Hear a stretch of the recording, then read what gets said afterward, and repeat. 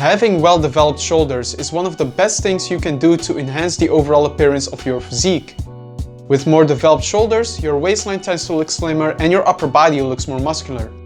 In today's video, I'll go into how you can train for well-rounded shoulder development. Oftentimes, people focus just on shoulder pressing in the hopes of growing their shoulders. Even though the shoulder press is a great exercise, research shows it does place a lot of emphasis on the front portion of your shoulder and neglects the other heads. To train for balanced shoulder development, it makes sense to incorporate exercises that train all of the heads of the shoulder. So you can better understand what exercises to use in your training, let's first look into the main functions of the shoulder muscles. The shoulder has three heads of muscle: the front, side, and rear deltoid. The front deltoid is involved in shoulder flexion. This happens when you raise your arm up as in a front raise. The side deltoid is involved in vertical shoulder abduction. This happens when you raise your arms to the side like in a lateral raise. And lastly, the rear deltoid is involved in horizontal shoulder abduction. This occurs when you move your arms away from your midline horizontally. I will go over exercises for each shoulder head, and then at the end of the video I'll show you a practical example of how you can incorporate all of these exercises into your routine. When it comes to the front deltoid, this muscle gets trained well if you have many push exercises in your routine. With nearly all push motions, there's a form of shoulder flexion, which causes your front deltoids to be active. Even exercises like cable chest flies involve your front delts. Since you use your front deltoids in many movements, they usually get plenty of stimulation without having to do isolation exercises like front raises. As long as you have some form of vertical pressing in your routine, your front delt training should be handled. Exercises like standing barbell press, seated shoulder press, and even landmine presses are great options. Since these are compound exercises, you can train the overhead press with a slightly higher intensity of around 6 to 10 reps per set. When it comes to the side deltoid, this muscle is basically involved in any exercise in which you raise your arm to the side. The most basic form of side delt training is the dumbbell lateral raise or lateral raises with the cable. I personally prefer performing side raises with the cable because of its better resistance curve.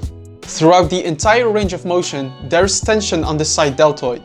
With dumbbell raises, at the bottom of the lift there is little to no resistance on the shoulder.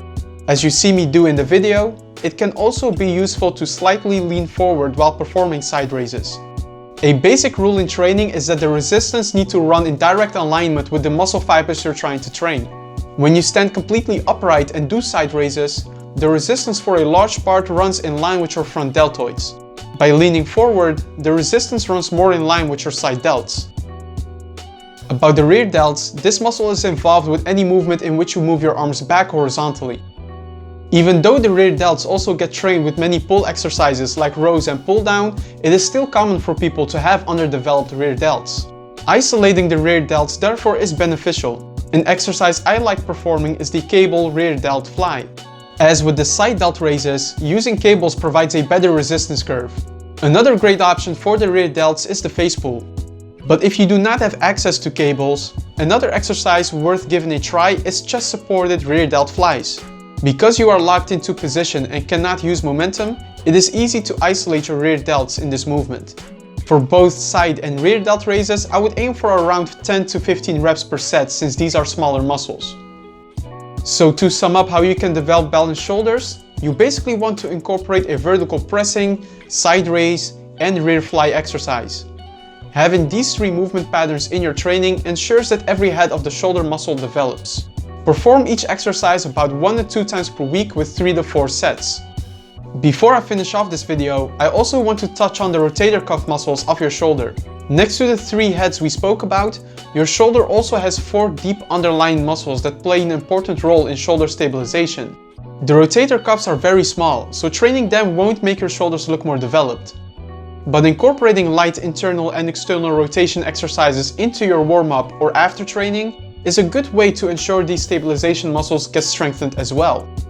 But that's all for this video. I hope you now have a better idea of how you can train your shoulders for balanced development. If you still have any questions, feel free to leave them in the comments below and I'll get back to you as soon as I can. Also, if you have not subscribed to the channel yet, then hit that subscribe button. I got big plans for this YouTube channel and it would be cool if you can hop on this journey with me from the start. And if you liked the video, then definitely leave me a thumbs up as well, and I hope to see you in the next video.